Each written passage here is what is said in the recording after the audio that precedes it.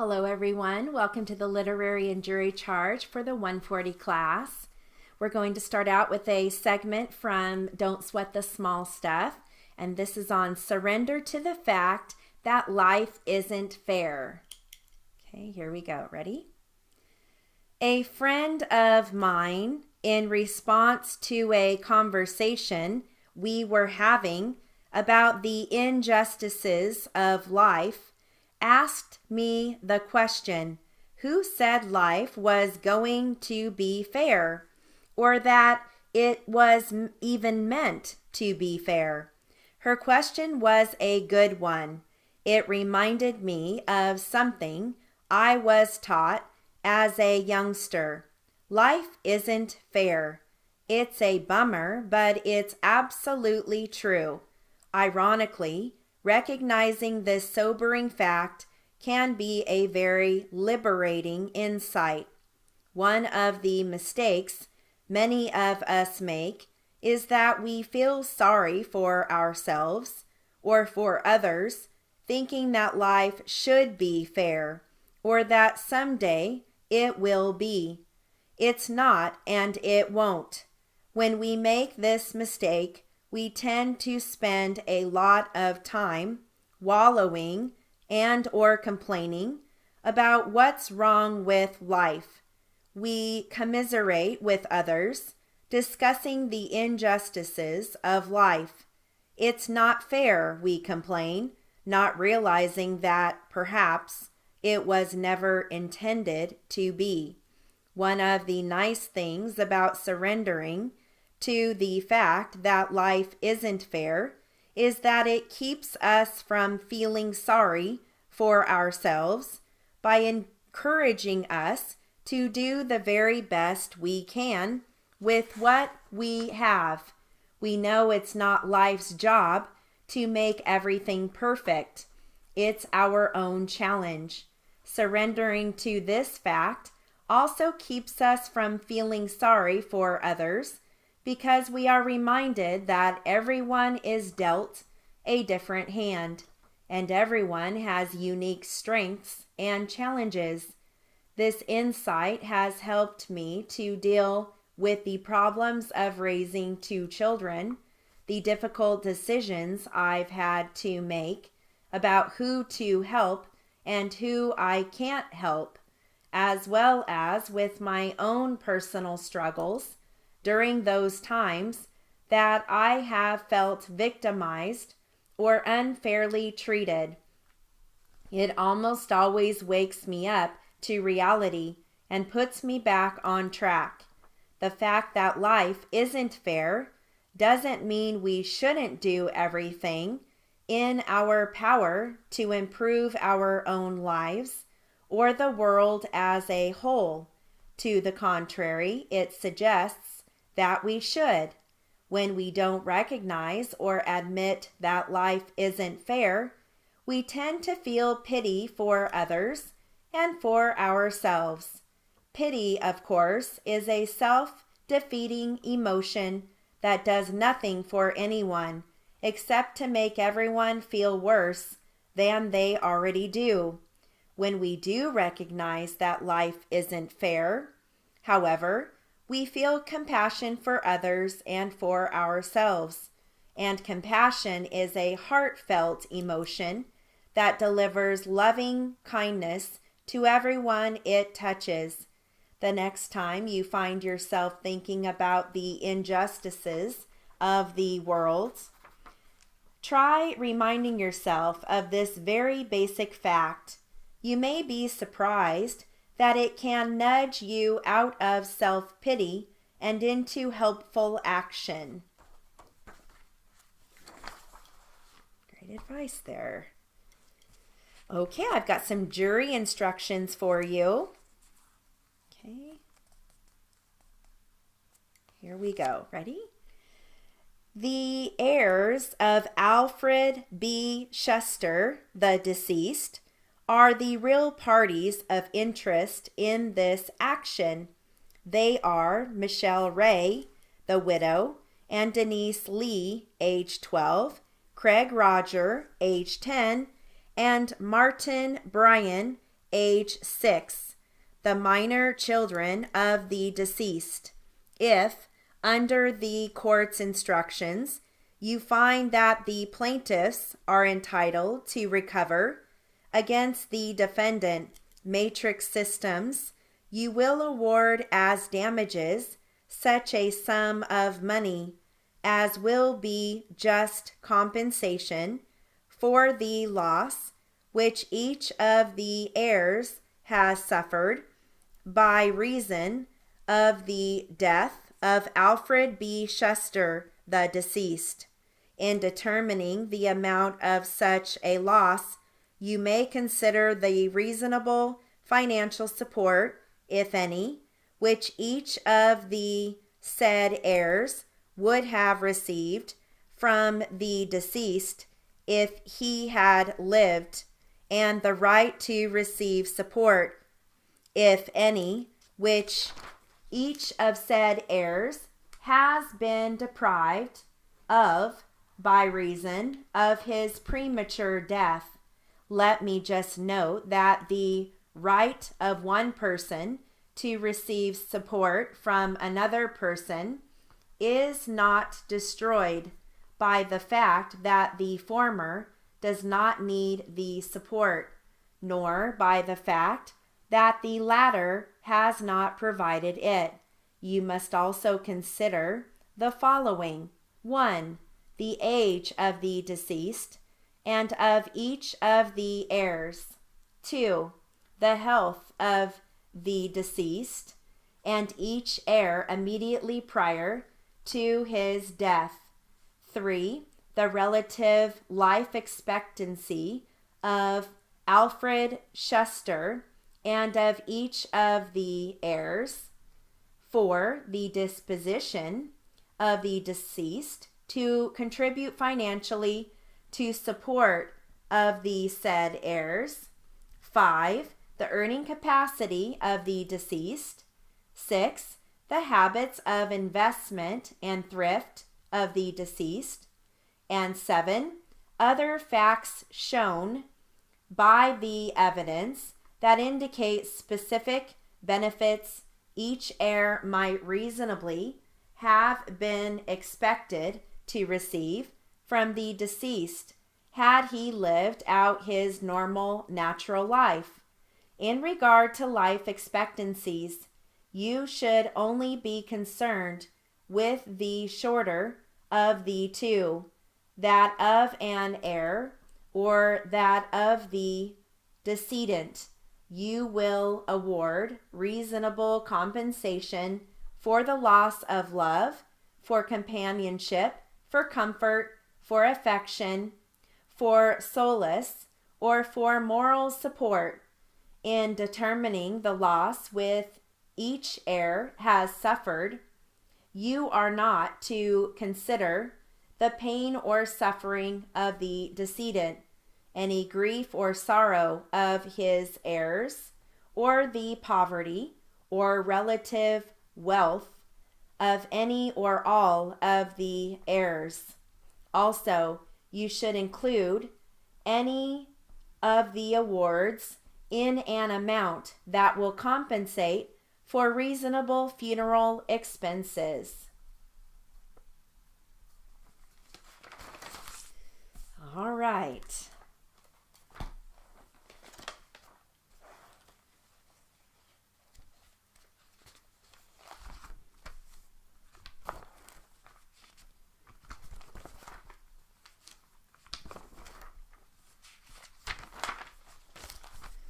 Moving right along.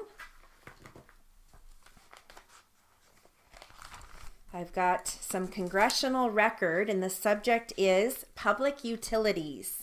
So let me give you a word list, okay?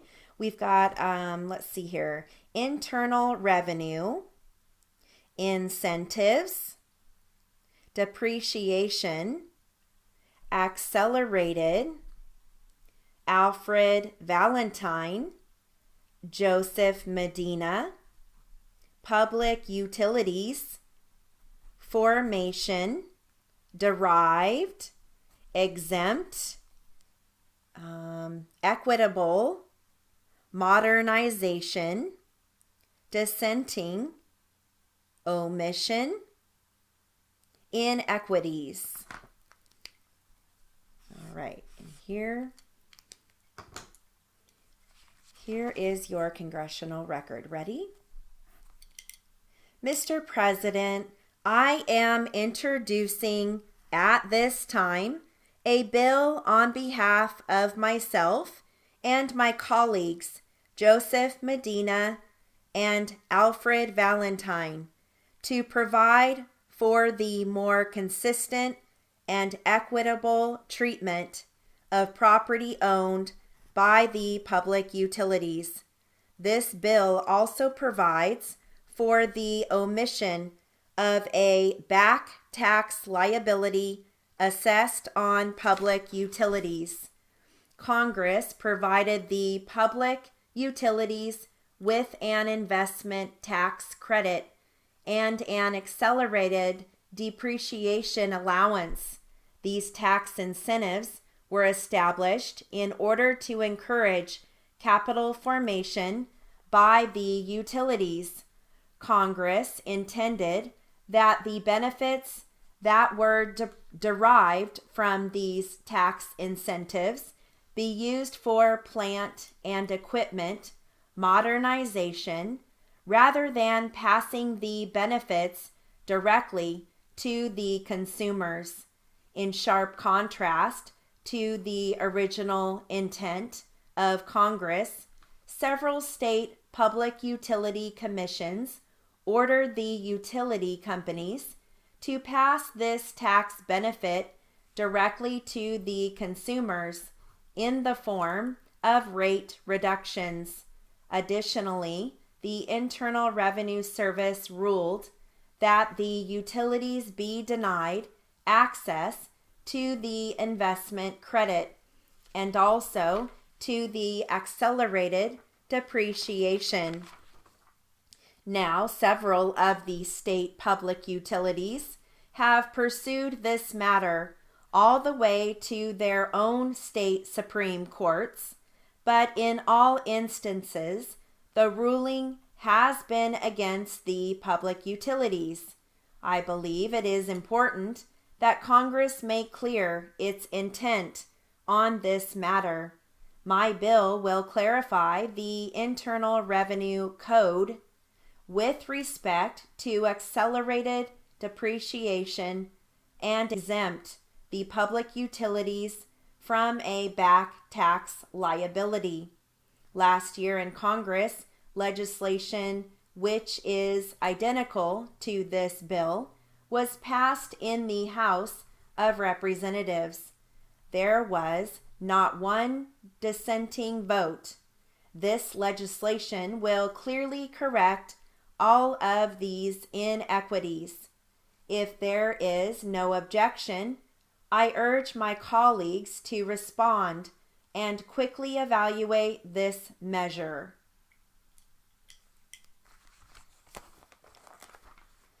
All right.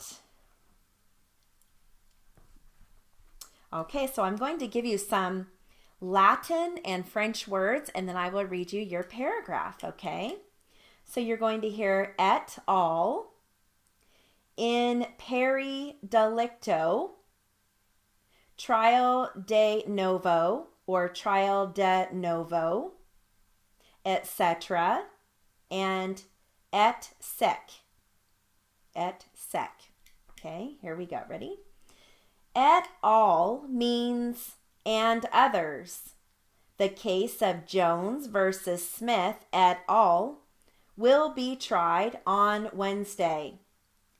In peri delicto literally means equally guilty. Relief cannot be granted to either party when they are equally at fault, or in peri delicto. A new trial or trial de novo is held which ignores the decision of a previous court. A trial de novo is a second trial that is completely new. A trial de novo is held in a court with broader jurisdiction than the first trial. Etc. means and the rest, or so forth, and so on. In some situations, etc. may be abbreviated to etc. period. Et sec means and the following, or those that follow.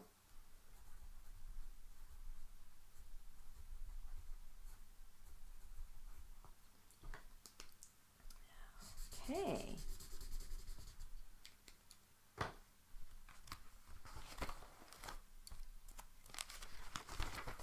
Moving right along. I'm going to read from Awaken the Giant Within. We'll pick up where we left off. Here we go. This is on Change Your Strategy. Ready? In order to keep your commitment, you need the best strategies for achieving results. One of my core beliefs is that if you set a higher standard and you can get yourself to believe, then you certainly can figure out these strategies. You simply will find a way. Ultimately, that's what this whole book is about. It shows you strategies for getting the job done. And I'll tell you now that the best strategy in almost any case is to find a role model, someone who's already getting the results you want, and then tap into their knowledge. Learn what they're doing, what their core beliefs are, and how they think. Not only will this make you more effective, it will also save you a huge amount of time because you won't have to reinvent the wheel. You can fine-tune it, reshape it, and perhaps even make it better. You see, in life, lots of people know what to do, but few people actually do what they know. Knowing is not enough. You must take action. And then it goes on to emotional mastery. Mastering this lesson alone will take you most of the way toward mastering the others. Why do you want to lose weight? Is it just to have less fat on your body? Or is it because of the way you think you'd feel if you freed yourself of those unwanted pounds, giving yourself more energy and vitality, making yourself feel more attractive to others, and boosting your confidence and self-esteem to the stratosphere? Virtually everything we do is to change the way we feel, yet most of us have little or no training in how to do this quickly and effectively. It's amazing how often we use the intelligence at our command to work ourselves into unresourceful emotional states, forgetting about the multitude of innate talents each of us already possesses. Too many of us leave ourselves at the mercy of outside events over which we may have no control, failing to take charge of our emotions, over which we have all the control, and relying instead on short-term quick fixes. How else can we explain the fact that while less than 5% of the world's population lives in the United States, we consume more than 50% of world's cocaine, or that our national defense budget, which currently runs in the billions, is equaled by what we spend on alcohol consumption, or that 15 million Americans are diagnosed every year as clinically depressed, and more than $500 million worth of prescriptions are written for the antidepressant drug Prozac. And then it goes on to physical mastery, but we're going to stop there. And that concludes our literary and jury charge for the 140 class. Have a great day.